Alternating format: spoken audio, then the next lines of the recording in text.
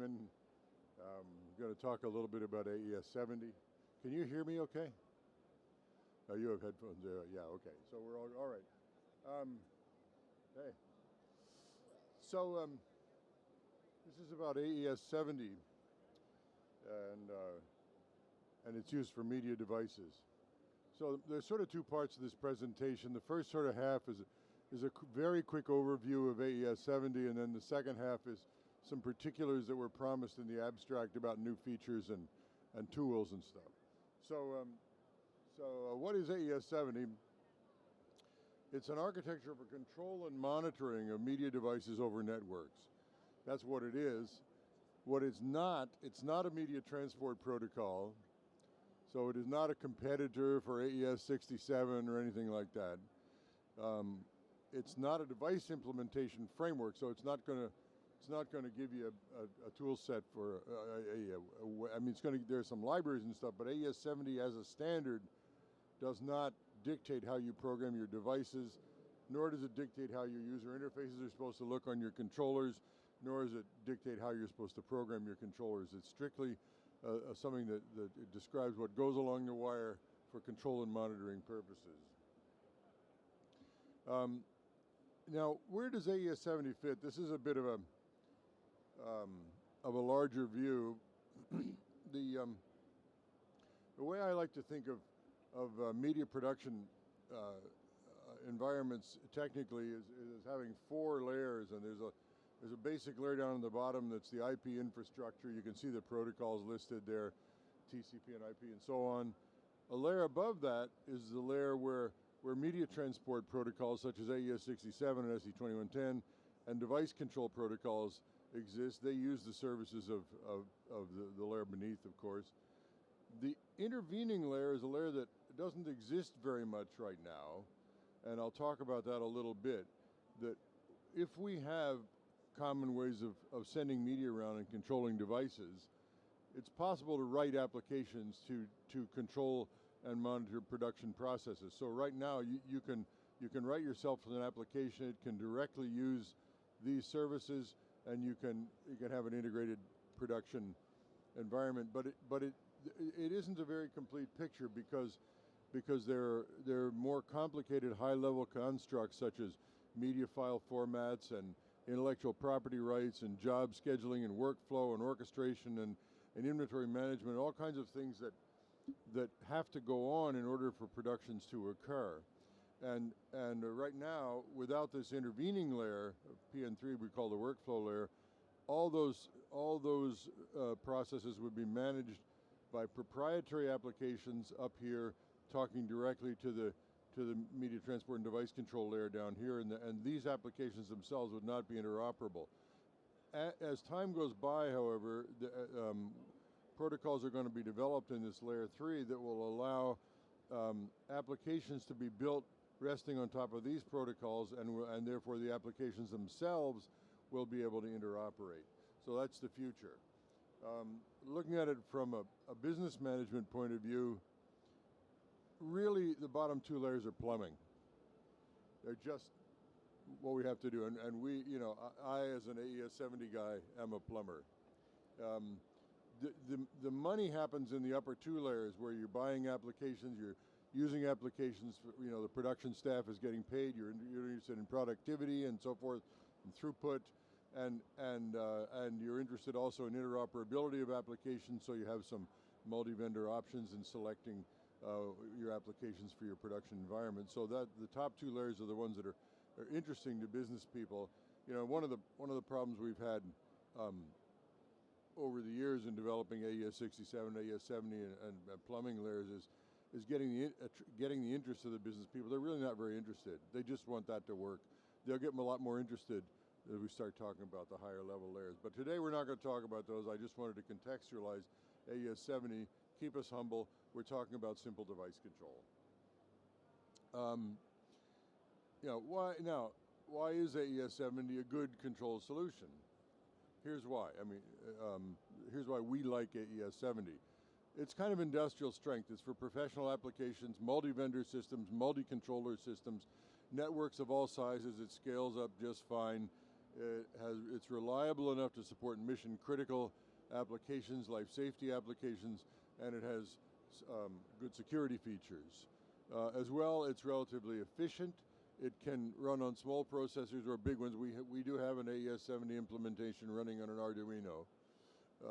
So, for example, on the small size, but it can scale up. It doesn't use network bandwidth heavily.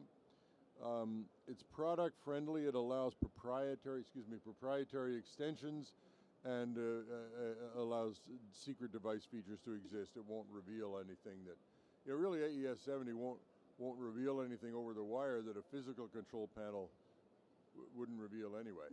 It's a sort of a virtual control panel. And of course, lastly, it's stable and available. It's got a long service life. It's engineered to be upwards and downwards compatible and upgradable and so on. It's open, public, and free, and it's published and maintained by AES, which is not going to go away. So those are the primary virtues that we see for AES70. Turning a little bit more into the technical now, here are features at a glance, and this is basically one slide or two slides, because I don't have time to get into too much more detail, but this is a big poster I made that attempts to show AES70 features. And so on the left is a sort of a pastiche of what AES70 can control, and on the right there are a set of system options that you can see apply to these controls. So looking at the left a minute, you have in this little corner there's your normal sort of audio functions, equalization, gain, delay, dynamics, and so forth, and other ones that I haven't bothered to mention. Here, these pentagons are monitoring functions, and there are other ones, lots of other ones, but signal level and power and voltage and all these things you want to monitor and watch. Here there are aggregation functions, so there's a very powerful matrix facility, and there's also a very powerful grouping and mastering capability, so you can have one change to change 1 million parameters. There's some basic overall device management parameters. These are administrative things like serial number and versions of this and that, protocol versions and software, firmware versions, and manufacturer's identification, etc. There's support for object-based audio. You can talk to AES70 about physical or virtual position. This also supports powered loudspeakers and arrays where the controllers want to figure out where the loudspeakers are and so on. So that's the physical part of the position.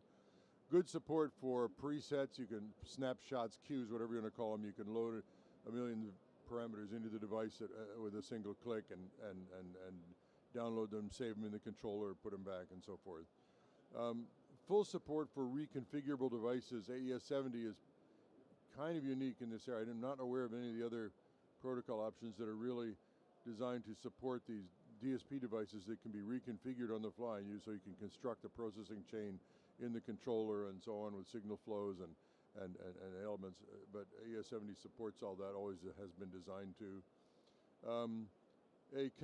A powerful connection management feature that for some people in the broadcast arena that are probably using NMOS already for connection management, if they were to adopt AES70, they wouldn't use this feature, but AES70 connection management you can either use AES70 without the connection management primitives, or you can use it with the connection management primitives, and they will interoperate with the NMOS ISO4, ISO5 connection management features. Media file recording and playback is there. You can make media library devices, power supply management, logging, and some test signal generation, and also a good facility for pre-storing command scripts and playing them back at designated times later. And all that can be done for physical or virtual devices. You can use multiple controllers, IP and non-IP networks, local and wide area networks, and can be secured or non-secured implementations. So that's the big poster. Looking a little closer at how AES70 does this. AES70, as I said before, defines a network control interface, defines what you have to talk to at the RJ45 or in the wireless equivalent. AES70 itself, the definition is object-oriented. So an AES70 interface element for a particular function, like a gain control, is called an object. A template for making objects is called a class. and the AES70 standard defines about 100 classes. That was the big patchwork that you saw previously. Here are some particular class names just so you can get a flavor for things. These are the audio-oriented classes, the upper left-hand corner of the poster I showed you before. So these are about 20 of the 100 classes. You can see what they do, and each one of these is a template for creating interface objects. So if you have you know, 25 gain controls in an object, this OCA gain would be used to stamp out 25 gain control objects. It would make 25 API elements on your interface, and that's how you would control it. What actually goes along the wire, you can see this sort of concept again. Every object implicitly defines a protocol interface, which we also call API, Application Program Interface. That's this wavy green line over here. There's an AES70 object, and the AES70 object is for control of an internal function, which is the red part here. The internal function per se is not visible on the network. What's visible on the network is this API. And so here, this example is a two-channel gain control device, and there are AES70 commands and responses that talk to these APIs to effect the control and monitoring functions. Once you know all of a device's objects, you know its entire API, and once you have the device's API, you know everything about what goes along the wire. Now, we promised to talk a little bit about developer tools and stuff like that.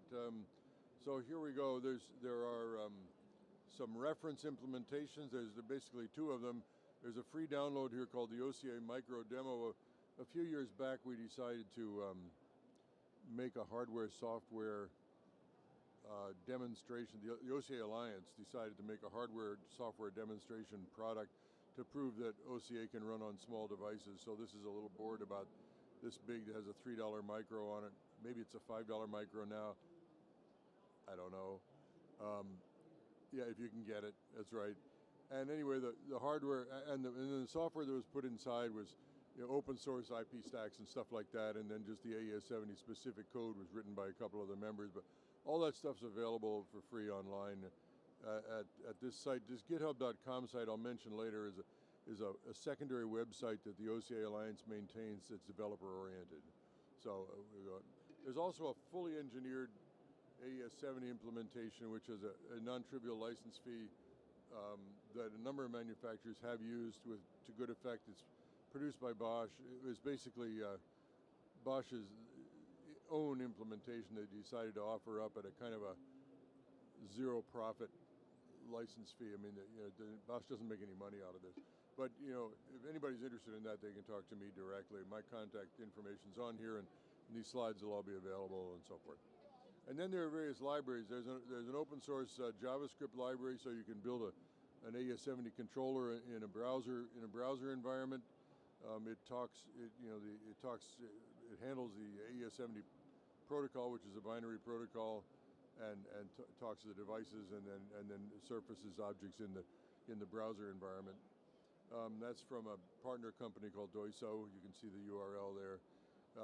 Doiso also makes these commercially licensable C++ libraries for devices and controllers, and a C#.NET library for building controllers. That stuff you can talk to them about. It's on the website. Development tools. AES70 Explorer is a very nice development user interface builder. You run this thing, you hook it onto a network, it finds all the AES70 devices, puts up a toolbar on the left. You can drag things out of the toolbar onto a screen and you make them into controls. Does sort of what you'd think, and it does it in a pretty elegant way. There's a compliancy test tool that's a free download that just tests basic compliance of the device. It doesn't do anything elaborate. You know, as I like to say, OCA being just an interface specification, there's nothing to prevent a device maker from putting an OCA gain object on the interface and have that control the brightness of an LED inside the device, not a gain. And of course, the compliancy test tool can't tell that. But at least it tests basic protocol conformance. There's a Wireshark plugin, so you can look at what's going along the wire. And then there are couple of virtual device offerings. There's a Focusrite RedNet virtual OCA device, a Windows program. You can run in your computer, and it'll publish itself on the network. It'll look like an AES70 device on the network, good for testing controllers. And then there are some larger virtual device networks that have a few of these things that are available over the internet, and you can look at that. But they're the same idea as well. They're virtual devices running in a cloud somewhere. You can talk to them with a controller, a developmental controller. And so those are the main tools available. Just a little couple of reference slides here. The AES70 standards family. AES70 is not just one document, it's all these. There's a framework document which is about 60 pages that describes the architecture. There's a class structure which describes the 100 classes I was talking about. It's a UML document in Universal Modeling Language with an accompanying text document. And the text document actually contains quite a bit of useful information, a lot of guidelines for developers and how-tos and stuff like that, and explanations of the classes and how the classes are coded and so forth. It's pretty good. It's a pretty good companion document to the overall UML structure. And then AES70-3 is a binary protocol specification, specifies what's on the wire, and how the class definitions in AES70-2 map into what goes along the wire. And an upcoming JSON protocol, so there'll be a second protocol available that does the same thing as AES70-3, except instead of a binary protocol along the wire, it's a JSON protocol along the wire. That's upcoming in the first part of next year. And then up here in the 20s, there are what's called adaptation specifications. Adaptation is a word we use to mean basically a profile, a document that explains how to use AES70 with a particular media transport scheme. So AES70-21 is for AES67, explains how to use AES70 for AES67 connections, and also ST211030 connections. I forgot to put that on here. So this document explains that, and then AES70-22 specifies how you use AES70 for MILAN connections, and the MILAN standard is an ABB standard that's gaining popularity with active loudspeaker manufacturers and concert amplifiers, so you can use. MILAN's a layer 2 transport standard, but of course AES70 is a layer 3 protocol, so it's still IP, even though you're talking about controlling a transport which is not IP. AES70 still is. Now, new features in 2023. We've been working for about 18 months on an upgrade to AES70, and it was going to be 2022, but you know how these things go. So there's a new connection management architecture. There's a much better support for redundant network connections. It includes now connection negotiation support, which was missing in previous ones, and some new features for making it easier to use AES70 with SDP. There's also a new set of session support primitives for handling persistent connections, connection groups, and so forth, those things that are normally specified with SDP. Data set storage and retrieval, there's a whole sort of family of capabilities for storing of large amounts, controllers to work with devices that store a large amount of binary data for one purpose or another. So these are the use cases that are defined by the standard media files. So there are media record playback features now, log files, stored command sets and stored executable programs, preset files, sets of settings, parameters, queues, whatever they are, and then of course it's completely open to user. User can define all kinds of files that they want as well. Pre-stored executables. This is all new. Controllers can upload command sequences and scripts for execution later. There's a queuing and scheduling mechanism. There's a scheduler now that's defined. These are optional features. You don't have to implement them, but they're there. Improved support for pre-stored parameter settings. Earlier versions of AES70 could handle presets, but they were limited in the size of the data. And there's no limit now. It's a device memory limit, but the protocol puts absolutely no. It's a 64-bit integer is how big the thing can be. So very large files can be used. A lot of documentation improvements, more how-to stuff, much more consistent language, better illustrations. All through much better definition of terms, much better commenting in the UML and the class tree and so forth. It's more consistent. So this is it sounds kind of boring, but when you actually come to implement it, it'll be a lot easier. And a bunch of other small things, some new classes and better notifications and support for uniform interfacing to non-AES70 protocols, better time features and counters and stuff. So that's had some better locking and unlocking primitives. That's what I mean by multi-controller support here. So that's it. And those are the features in 2023. And the last thing is just this list of links. There's the OCA Alliance website up here. Oh, gee, what did I do? Here, hold on. I clicked on a link. That's what I did here. This link, hold on. There we go. This is the OCA Alliance's main website, has general information and so on. And the technical site is resources for developers. And then, of course, here's the AES standards store where you go to the AES and purchase these documents. And that's about it. And I like to think that AES70, if it's widely adopted, will ultimately result in a kind of this harmonious coexistence of people and physical devices and virtual devices, increasingly more virtual devices now, all sort of working together, which gives me to put this quote on here. There's a 1967 poem by Richard Brautigan that you may know called "All Watched Over by Machines of Loving Grace," and it's a vision of the future when everything is all interoperating. It's a poem about interoperability, so that's it. And if you have any questions, the other thing is my contact information is here, and it's my job to work on this stuff. A lot of people in standards committees, it's not their day job. They're volunteering, but they really have to go back home and develop products and stuff. And so you feel awfully guilty about asking them questions, but that's not me. I'm supposed to be working on this stuff, and so I'm available. So say too. And here's the text of the poem.